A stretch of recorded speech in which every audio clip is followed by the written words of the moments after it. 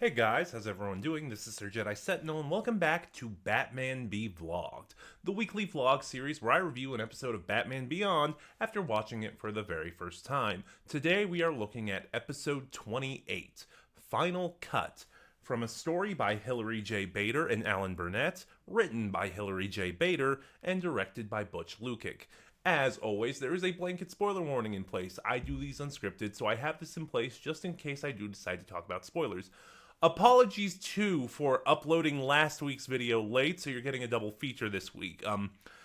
My bat I think I mentioned this before. If not, I'll mention it here. I tried to record ahead of schedule so I would have a back catalog of episodes to upload in case I missed one. Yeah, I burned through the back catalog and I kind of forgot to upload Eyewitness's video last week. So today you're getting a double feature. Final Cut is an okay episode. It's a step down from this recent upswing of episodes we've been getting. Also, I still have my cold, so my vocal quality might be off, and I might be prone to coughing fits. Final Cut is an okay episode. It's kind of a step down from this recent upswing of really good episodes we've been getting so far. This is a fairly Max focused episode, so we get a lot of Cree Summer, and she is kind of the highlight. She gets a really good performance. And we get another returning villain. After her first appearance in the penultimate episode of season 1, I believe it was the penultimate episode, I'm not going back to check, Curaré is back. And she's still as bland and underwhelming as she was in A Touch of Curaré. I will retain my theory that Curaré started out as a League of Shadows villain, Raish and Talia al Ghul and all that, but then was quickly rewritten last minute. Like, her organization is named the Society of Assassins. And given what I do know about how the League of Shadows is used in Batman Beyond, probably for the best. But beyond that, like I said, Curare's not all that interesting. She's just your regular run-of-the-mill assassin type villain. There is something interesting going on, though. Because of the events of A Touch of Curaré, Terry preventing Curaré from completing her mission, she is now on the outs with the Society of Assassins. They basically put a hit out on her. Death is the punishment for failing to complete a job. But Curaré got the better of the Society of Assassins. I swear there was a better word for that.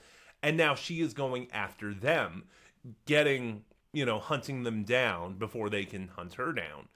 And when this episode picks up, there is one member left. Played by Tim Curry. We finally got Tim Curry in the Bruce Timm-verse. If you aren't familiar with that reference, in Batman, the animated series, Tim Curry was the original voice for the Joker. And there's conflicting accounts about what happened. I think what did happen was that, at least according to one of the most recent videos on YouTube they released, I hope I remember to link it. I probably won't. Basically, the executives didn't like Curry's take on the Joker. And in that video, we finally get voice clips of Tim Curry's Joker. And I can kind of see where they're coming from.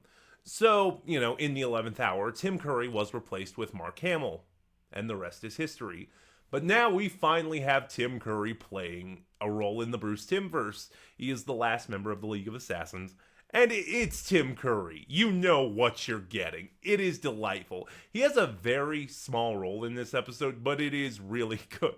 Also, Tim Curry is playing an assassin, so just have that image in your head of just Tim Curry doing flips and kicking ass and stuff. It makes it all the more amazing.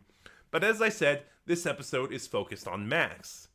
And Bruce isn't in this episode at all. Not even in a minor role like he is in episodes where he's largely absent. He's not there at all, which means Terry, for the time, has to rely on Max, which is really what kind of gives her the focus. And Max is the best part of this episode, After helping Terry for so long, she wants a bigger piece of the action. She wants to be able to be more proactive in helping Terry. And she goes against Terry's wishes and goes out to try and help him on her own, which leads her to crossing paths with Curare and is a very traumatic incident for her. Not enough that she's turned away from wanting to help Terry. No, in fact, it only motivates her further. But Terry and Max, again, have a really good chemistry. They play off each other really well. And as I said, I don't know if it was a Terry's Friend Dates a Robot or an earlier episode, I think Max is a better fit for Terry than Dana is. Again, because we haven't had a lot of Dana, so we still barely know anything about her. The animation is really good. There's still some kind of choppy moments, because in the previous episode it was the switch from hand-drawn to computer animation. There are still some choppy moments here, but it's not as bad. You can definitely see the animation team learning and picking up and improving on this new medium they're working in. During the climactic fight scene, as a matter of fact, with Curaré, there's a really good shot of Terry throwing batarangs at her and her slicing them away as she runs towards Terry in a really good, gorgeous tracking shot. It's really well done.